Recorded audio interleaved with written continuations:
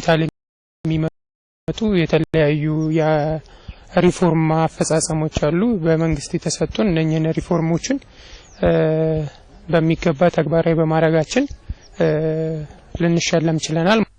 በፌደራልም ሆነ በክልል ደረጃ ዞኑን ተሸላሚ ስላደረጉት ተግባራትና ተቋማት መምሪያ ኃላፊው የሚሉት አላቸው። በሆስፒታል በአገር አቀፍ ደረጃ ላይ ተሸላሚ የሆነ ሆስፒታሎችን ለመፍጠር የቻልንበት ሂደቶች ናቸው ያሉት።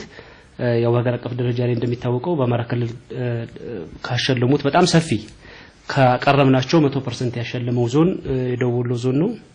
እንደዚሁም ይሄንን አጠናክረን በመቀጠላችን የተነሳ በዚህ አመት በጣም ከፍተኛ የሆነ ውጤታማ ከተባሉት ሆስፒታሎች እንደዚሁ ዘንድሮም የደገምንበት እንደውም ተጨማሪ መካነ ሰላም ሆስፒታልን ተጨማሪ የሆነ ውጤት እንዲያመጣ ያደረግንበት ሂደቶች ናቸው ያሉት።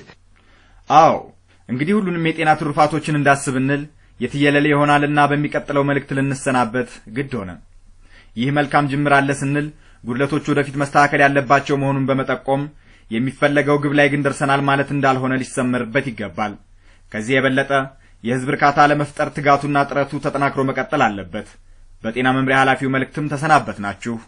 ጤና ይስጥልን። ስለዚህ አጠቃላይ ከመጣው ውጤትም አኳያና በቀጣይ የሚጠበቁ ነገሮችን ስናይ የመጀመሪያ የመጣው ውጤት ባንዳ ዳሪ መጣ አይደለም። የመጣው ውጤት ሙያተኛው ባደረገው ርብርብ ነው፣ ማህበረሰቡ ባደረገው ርብርብ ነው። በአጠቃላይ ደግሞ አመራሩ ስራዎቹን ኢንተግሬት አድርጎ በመምራቱ የተነሳ የመጣ ውጤት በመሆኑ የተነሳ አሁን በዞናችን ውስጥ ካሁን በፊት ሲከሰቱ የነበሩ በተለይም ደግሞ ገዳይ በሽታ የተባሉትን እንደ ወባ የመሰለውን በሽታ ለመቀነስ ጥረት የተደረገበት ሂደት ነው ያለው። በበርካታው መንገድ ብዙ ወረርሽኞች የሚከሰትበት ዞን ነበር። በበርካታው መንገድ እነዚህን ወረርሽኞች ለመቀልበስ ጥረት የተደረገበት ሂደቶች ናቸው ያሉት። ስለዚህ ፋይዳው የህመም መጠንን የመቀነስ ነው። ፋይዳው በህመም ዙሪያ ላይ የሚመጡ ሞቶችን እና የአካል ጉዳትን መቀነስ ስለሆነ ግባችን በዘርፍ ላይ የመጣው ውጤት እጅግ አበረታች ነው የሚል እንትን ያለው። በህፃናት ሞትም የቀነስንበት፣ የእናቶችን ሞት የቀነስንበት፣ ተላላፊ በሽታዎችን እየቀነስን የመጣንበት ሂደቶች በመኖሩ የተነሳ ፋይዳው ከፍ ያለ እንደሆነ ከግምት ውስጥ መግባት አለበት ነው። ምናልባት በቀጣይ ይሄን ፋይዳ ተገንዝቦ ይሄ የሚያረካ ስራ ነው ብለን አልወሰርንም።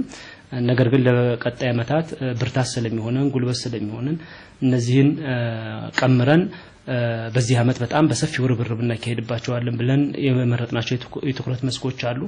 ስለዚህ ባለፈው አመት ምን ስኬት አምጥተናል፣ ባለፈው አመት ምን ጉድለት አምጥተናል፣ ስለዚህ ከስኬቶቻችን ምን መማር አለብን፣ በቀጣይ አመታት ደግሞ ስኬቶቻችን እንዴት ስኬል አፕ ማድረግ አለብን የሚል እንድምታ ያለው ውይይት ለማካሄድ ጥረት አድርገናል። በእያንዳንዱ ደረጃ ላይ ስኬታማ የሆኑ ነገሮችን ለመቀመር ጥረት አድርገናል። እነዚህን ቁጭ ብለን የምንወያይባቸውን ሂደቶች ፕሮግራም ያስቀመጥንበት ሂደቶች ናቸው ያሉት።